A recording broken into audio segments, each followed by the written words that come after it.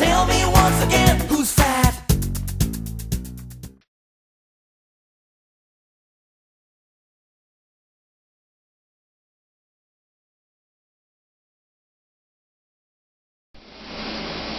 Well, welcome back for now our TNA segment for Impact Wrestling that came on this Thursday. Starting off, well, the show was pretty much about Bound for Glory, which is like 3 months away. Yeah, they're starting their Bound for Glory competition again, or contest or whatever. Last year's competition was pretty much pointless. Well, basically what the Bound for Glory tournament is a tournament all done by points. Which last year when they did the point system, the person that had the highest points wasn't even the one who went after the title. In fact, I think they had like a fatal four-way to finally determine who was going to be the Bound for Glory winner. Which, when you think about it, if it's a point system, then why are you having a fatal four-way to decide who? Or no, it wasn't a fatal four-way. It was 2 single matches. And then it was like a mini tournament to determine who was going to go on to be the number 1 contender. Well, not only that, but the point system was kind of pointless. For one thing, you had people that all these people are in this competition, but when you don't let certain people wrestle as much as other people, and of course this person over here has wrestled 15,000 matches, he's going to be way higher than this person over here that wrestled 2. So he had the most points. And, well, Crimson was undefeated still at the time anyway, and he was the one that was the winner. And he was undefeated. But he got injured, and that's why I think. And he got injured and got out. And then Matt Morgan, he was also injured. Like during the Bound for Glory series, like 3 of their stars got injured, so they couldn't compete in the Bound for Glory tournament anymore because they were hurt. So it was kind of, I don't know. I just don't know how I feel about it. It's just I didn't like this series. I think there's other ways of doing the Bound for Glory tournament. But now they started it off with what they called a gauntlet match, which basically, if it was in the WWE, it would be basically 11-man Royal Rumble match, over the top rope eliminations. They had a new entrant coming in every 90 seconds. So it was just 11 people.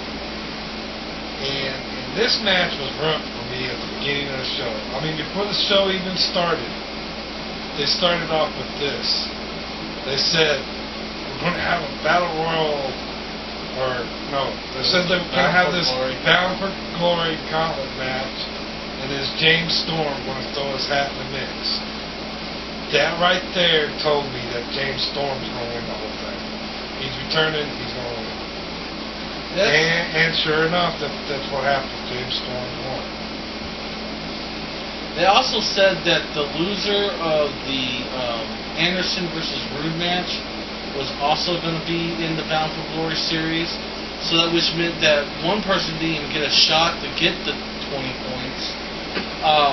In the Bound for Glory series, or not that, the Robert Roode and Anderson, the reason why that match came about is one of the matches at Slammiversary, which we didn't really go over, was a triple threat match between Jeff Hardy, Rob Van Dam, and Mr. Anderson. And the winner of that match was going to get a shot at Bobby Roode's title at the Thursday show. On the Thursday show. Which, when you think about it, I mean, it seems like every opponent that they're putting up right now, they got Austin Aries is going to possibly, we'll get to Austin Aries thing here in a second, but it seems like every opponent they set up for the world title is an opponent that Roode's going to face. It's just like set up perfectly for Roode to be the one to face him. So which means that anytime Roode has a title match, it almost seems like Roode's going to win it anyways. And this is what gets me about Roode having the title. For one thing, he's had it way too long. Another thing, Roode, Austin Aries, Devon, they might look at TNA, I guess, looks at them and says that they're good champions. Now, Devon's been doing good because he actually defends his title every week since Hogan declared it. And he's been doing alright because you have a title match every week. But Rude's been like this boring character ever since him and Storm broke up their tag team. Both Storm's been still a little exciting, but Rude just went on the boring thing. Like he was up here exciting, he just dropped way down to being boring and making long, predictable speeches and stuff like that. It's just boring. And so him and Austin Aries is kind of following in Rude's footsteps, and they're both boring to listen to, and they're both being champions way too long.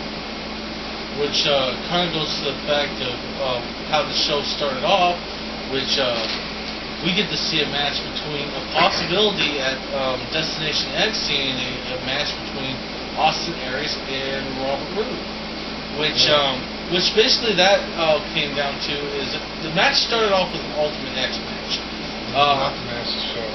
Oh yeah, the show. The show started off with an Ultimate X match. It was Chris Sabin versus Zema Ion versus Austin Aries. What the X Division Ultimate X match is they have the four ropes start across the top of the thing, and in the middle is the title. And whoever can beat up their opponents and climb across the ropes and get the title is the X Division champion.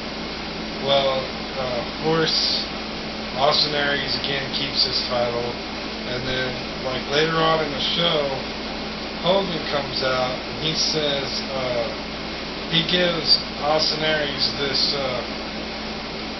this chance, not really ultimatum, but he gives him like a choice. He can forfeit the X Division title, and he gets a shot at Destination X against Rude, or he can just keep his title or whatever.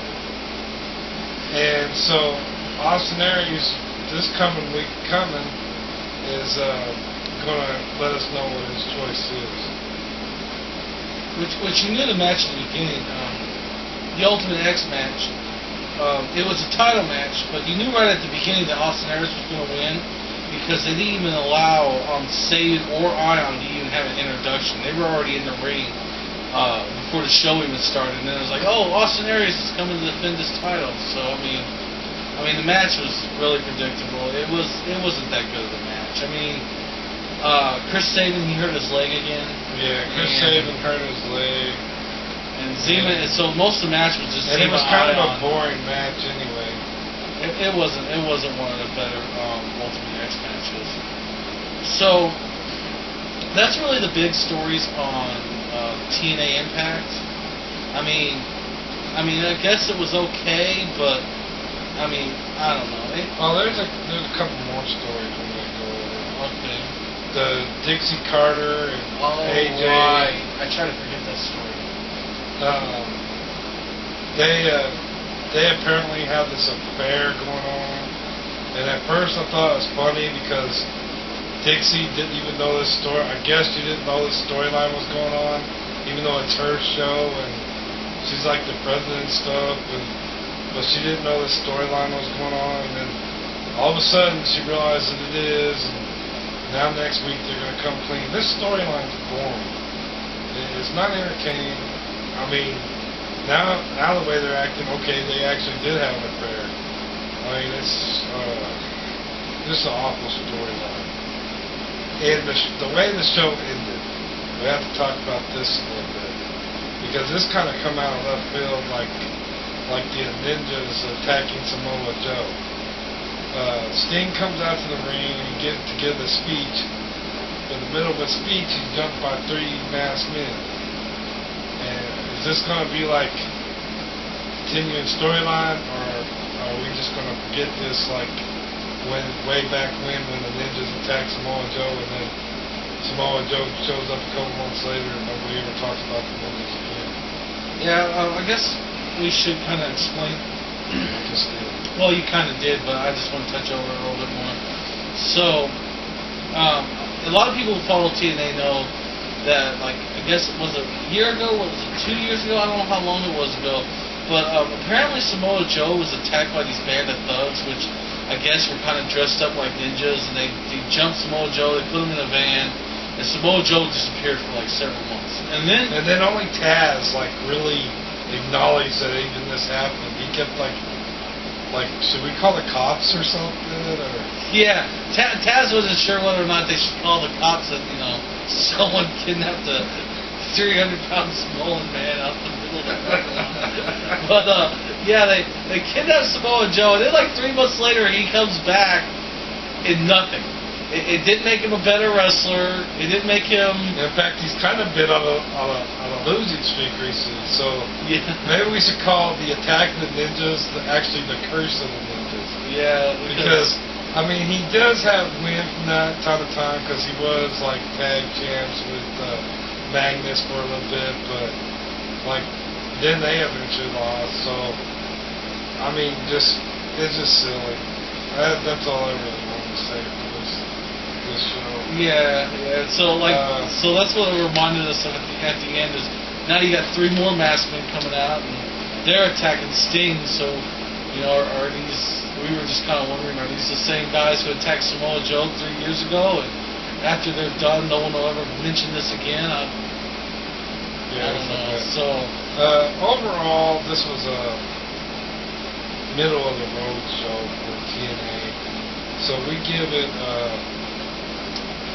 3 last call kicks.